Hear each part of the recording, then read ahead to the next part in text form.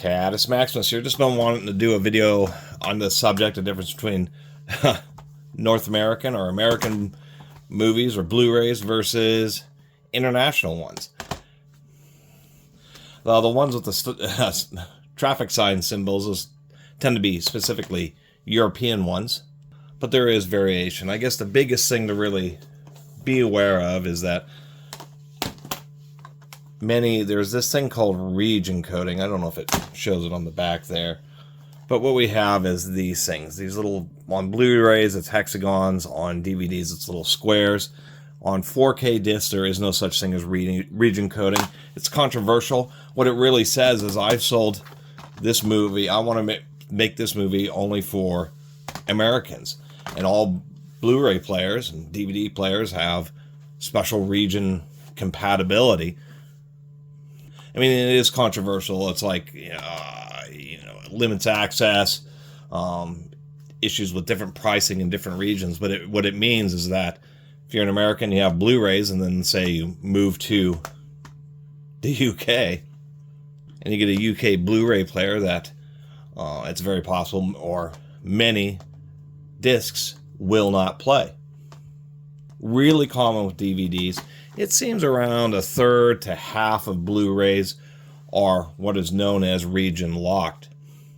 In the book world, and actually in the United States, there's something called there's a Supreme Court ruling known as first sale doctrine.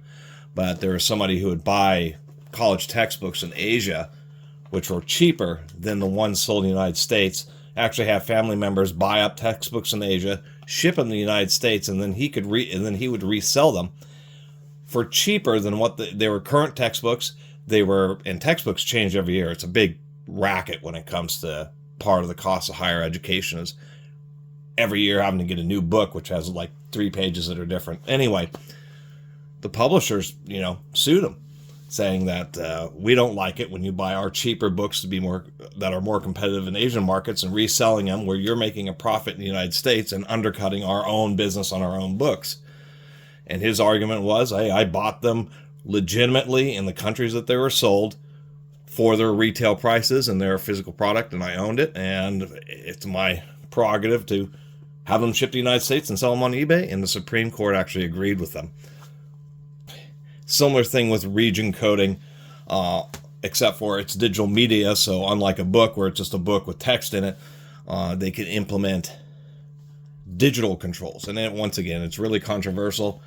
A couple of these movies that I've picked up in the United States won't play. And if you put these into a Blu-ray player, they just immediately, you don't get a logo or anything. You just immediately get a message, different messages on these.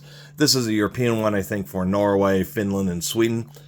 Immediately throws up a message saying that this is not compatible with your region. Super annoying. But most don't. And so what ends up happening is that people mistakenly order European ones. People bring them with them when they move to the United States, etc. And so I actually see quite a few of these. And I should also note, I'm probably going to make another updated video because this is the first edition, the first round talking about it. But when you see these stop sign things, which I think is absolute butchery, who wants to have a nice Blu-ray disc with traffic signs printed on it? But many times, like the European version will, even though you have traffic signs, you'll get pretty graphics.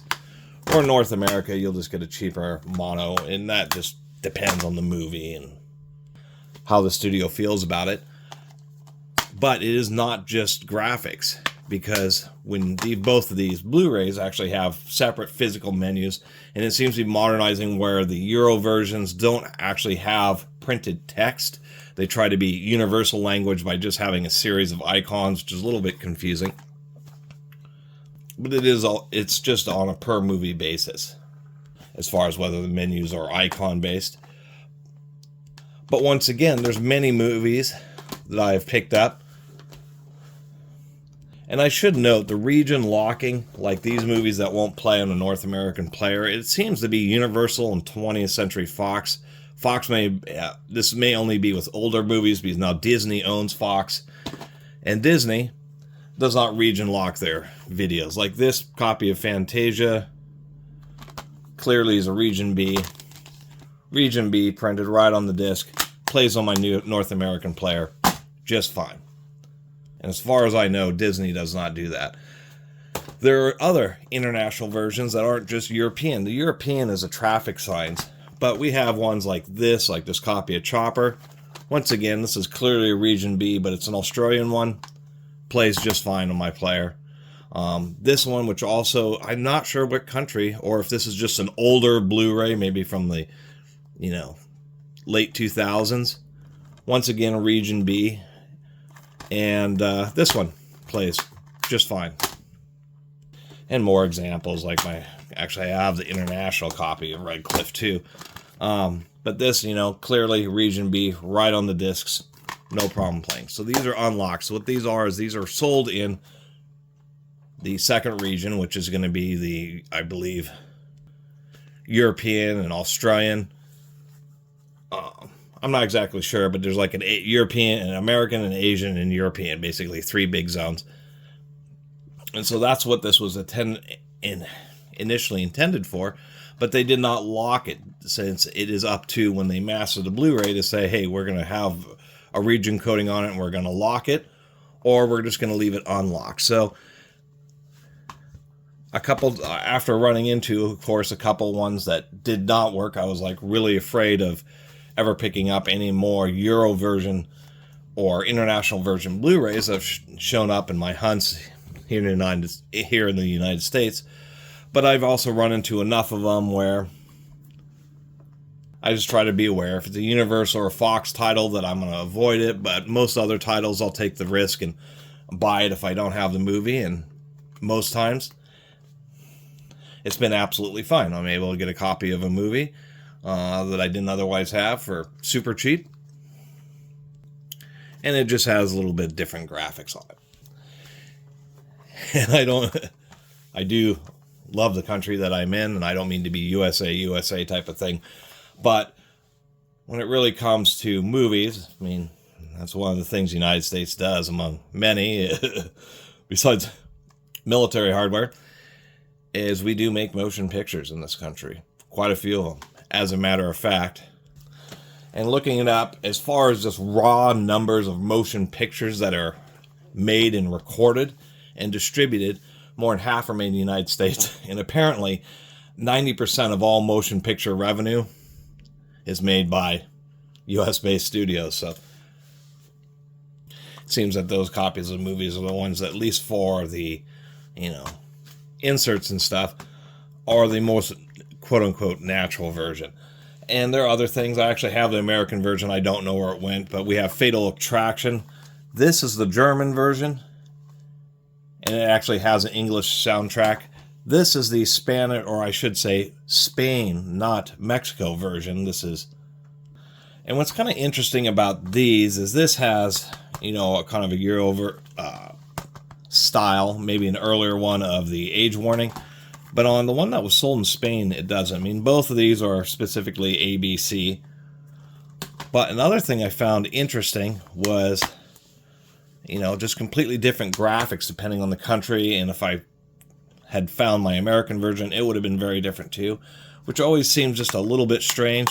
The other thing that I thought was a little bit chintzy, this one sold in Spain has no English subtitles and no Spanish, or no English audio track. It is all languages that are more around that geographic area, but they chinched them a little bit because I was put these in the drive, and this German version is about 3 gigs larger, 3 gigs more data. This just has a trailer where we have several special features here on the German one. So depending on what country you're getting the movie in, you're getting the same movie, but you may be getting drastically different special features. And with the US version, you get whatever special features are available. That is not to be confused, and people who do collect movies will sometimes see these, which have... one thing about the international versions I was going to mention here is the fact that the labels are in... I should say, not specifically the Euro versions, but ones that, like this German and Spanish one, labels are printed on facing the opposite direction. Don't know really what that's about. And That should not be confused. Like, this copy of Chicago is a North American copy, but it was sold in, like, I guess, Central and Eastern Canada, where there's more French-speaking people. So this is a Canadian French version. What they do is they double print the label, and so this side of the label is French, this side of the label is English, and they just flip it around depending on what you need. So these are American ones. They're just sold in French-speaking Canada. So I'll end up making a better video explaining it, but as far as the difference between American and European Blu-rays is the fact that when they sell these movies overseas is, one, they may be locked down, so where they can only be played in players that are sold in the region that the disc was originally sold in, which is cheesy, although, as I have said before, many times it's a non-issue. They're unlocked. Also, TV seasons, it seems because of the regulations with having these age logos, in order to sell a movie in Europe, you have to have these logos. It's really a shame, to tell you the truth. So what ends up happening is, for TV seasons where there just isn't enough sales for them to have multiple printings of the discs, TV seasons tend to be totally region unlocked. And so when you order them, even in the United States, what you end up getting is the Europeanized version, because that Europeanized version can be both meet the regulations in Europe as well as be sold in the United States. Such as this season 3 and beyond of, like, Agents of S.H.I.E.L.D. is just one example, where the first 2 seasons they had in North American versions. Sales weren't strong enough after that, so the only copies they ever sold were European valid versions. And so, like, when I bought season 3, I got the European version, even though it was specifically for the North American market. And of course it has the funky logos, and we can see that it says ABC, so it's a region-free disc, and that's just what they do. So if you do collect Blu-rays, you will eventually end up with ones that have the European, traffic sign logos on them. And the only reason I picked up this German and Spanish version of Fatal Attraction was at a garage sale. And who knows how they ended or why they would have purchased these 2 languages. But nonetheless, I figured I'd put them along with my American version, just because it's kind of neat. I never actually had multiple copies of movies that have been so heavily customized, actually having not just different, graphics on the inserts, but actually being physically different stamped discs. And it makes me wonder how many different actual stampings there are of the same movie. It just seems kind of wasteful. Not so... I guess it's hard to say, because you only have so much capacity, so you can't put 100 different languages and 100 different subtitles on the disc, so they do have to make some concessions, I suppose. Other than that, that was the purpose of this video, just to give people a little bit more detail, particularly Americans who are collecting movies and just may see titles online, or may see it on, the UK or European version of Amazon, which will ship overseas.